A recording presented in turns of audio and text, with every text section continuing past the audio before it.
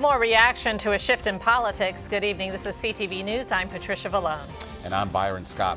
Casa de Maryland is among the groups applauding President Obama's decision to begin normalizing U.S.-Cuba relations. More than a half-century after Fidel Castro seized power and decades of a crippling embargo, Barack Obama announced he's reestablishing diplomatic ties between the two countries. The developments come in after a prisoner swap. American Alan Gross was released after 5 years in a Cuban lockup. In return, the U.S. released the remaining 3 members of a spy ring known as the Cuban Five. Casa de Maryland says what President Obama did signals a new era. A very positive step that the both country have done to start talking about, open doors to give the people of Cuba a better, opportunity. So, and then also putting Cuba again on the international relation, because now they're going to meet at the summit, and the American summit in Panama in 2014.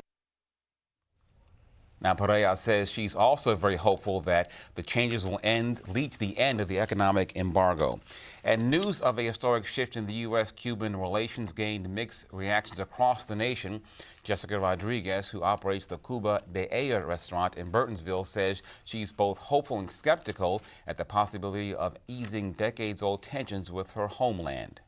I don't know how long-term this is. I don't know if it's going to cause Cuba to finally start to change, but I'm very hopeful, at least, or optimistic, that it will start to make an impact and it will start to at least bring the talks in of possible change.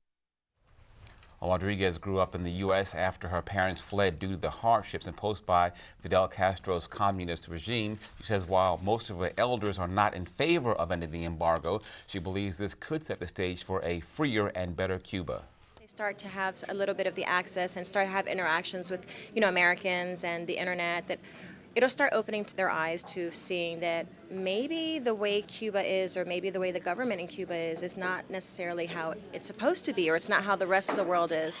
And it might give them a little more ammunition to want to start speaking their mind a little bit more, or maybe trying to fight back. Now, some Republicans have expressed outrage over the policy change, with some making promises to derail the White House's plan. 5 cold-related deaths have been reported since December 9th. That, according to the Maryland Department of Health and Mental Hygiene. One of those was an elderly Prince George's man.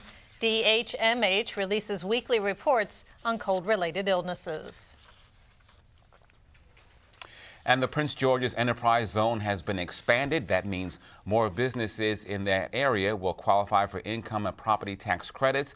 The state says that should help them retain and create jobs. And the county zone will be expanded by about 190 acres and will include Glen Arden Landover Mall and Eastover Southern Avenue. The University System of Maryland has a new leader. Former Towson University President Robert Carrott will serve as the new chancellor of the system, which includes 12 state institutions. Carrott currently serves as president of the 5-campus University of Massachusetts system. His appointment follows a 6-month national search to replace William Kerwin, who in May announced plans to step down after 50 years in higher education. Carrott takes over the system of more than 162,000 students on July 1st. And you're watching CTV News. I'm Patricia Vallone. And I'm Byron Scott.